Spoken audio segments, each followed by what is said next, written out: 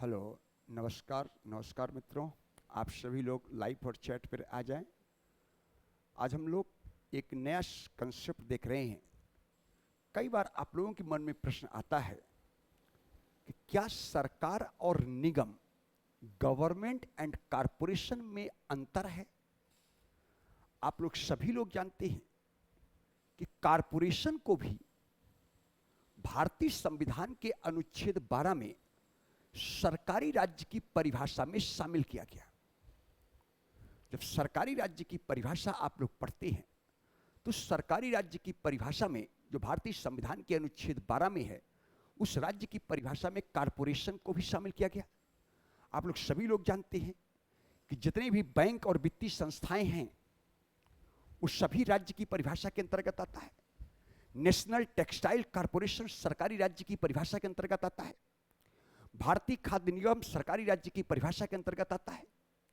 लेकिन यह सरकार नहीं है, यह सरकार नहीं है, क्योंकि सरकार और कारपोरेशन, सरकार और निगम में अंतर दिखाई देता है। सरकार एक ऐसा संगठन है जिस पर पूरा नियंत्रण, सरकार एक ऐसा संगठन है जिस पर पूरा नियंत्रण एवं वित्त पोषण सरकार द्वारा किया जाता है। उसकी अपनी कोई स्वतः पहचान नहीं होती है, उसका अपना कोई सेल्फ आइडेंटिटी नहीं होता है। उसका सारा वित्त पोषण सरकार करता है, उस पर कंप्लीट कंट्रोल सरकार का होता है।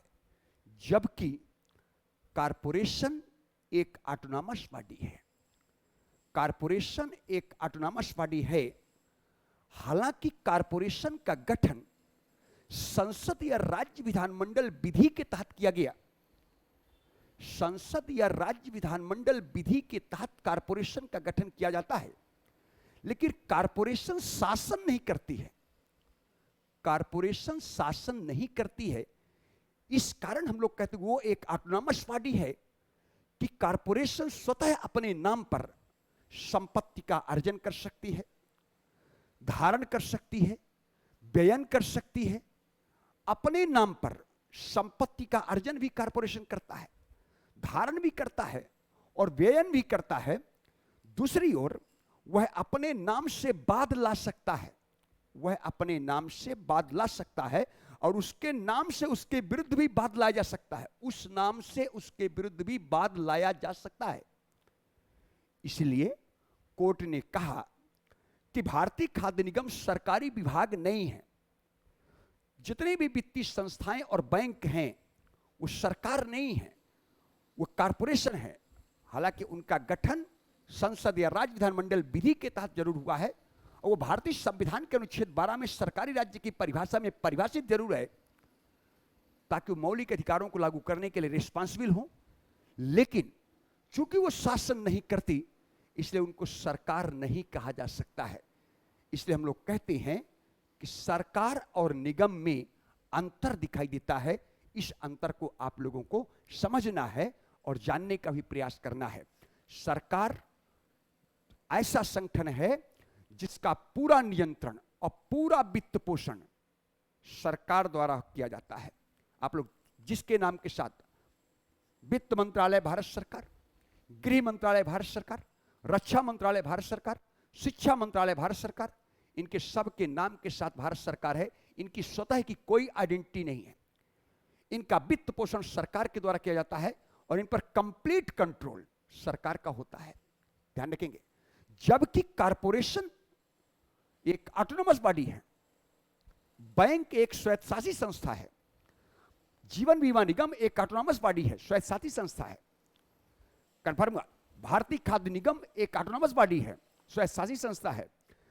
नेशनल टेक्सटाइल कारपोरेशन एक ऑटोनॉमस बॉडी है, स्वायत्तशासी संस्था है। कंफर्म हुआ? आरी बात समझ में? इनका वित्त पोषण स्वतः इनके द्वारा ही किया जाता है। कंफर्म हुआ? इनका वित्त पोषण स्वतः इनके द्वारा किया जाता है। ये धन का अर्जन भी कर सकते हैं, धन का अर्जन भी कर सकते हैं अपने नाम पर, धारण भी कर सकते हैं और व्यय भी कर सकते हैं। कंफर्म हुआ? लेकिन ध्यान रखना है कि ये भी राज्य की परिभाषा में आते हैं, क्योंकि राज्य का प्रयोजन है कि जिन्हें भारतीय संविधान के अनुच्छेद 12 में सरकारी राज्य की परिभाषा में परिभाषित कर दिया गया, वो सभी एजेंसी मौलिक अधिकारों को लागू करने के लिए रिस्पांसिबल है। मौलिक अधिकारों को लागू करने के लिए ये भी रिस्पॉन्सिबल हैं।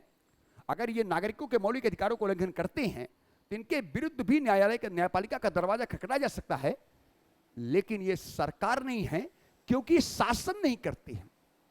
ये शासन नहीं करते।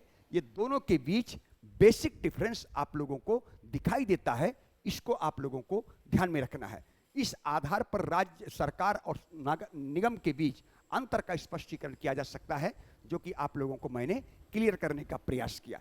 नेक्स्ट टॉपिक आप लोग देखेंगे हम लोग।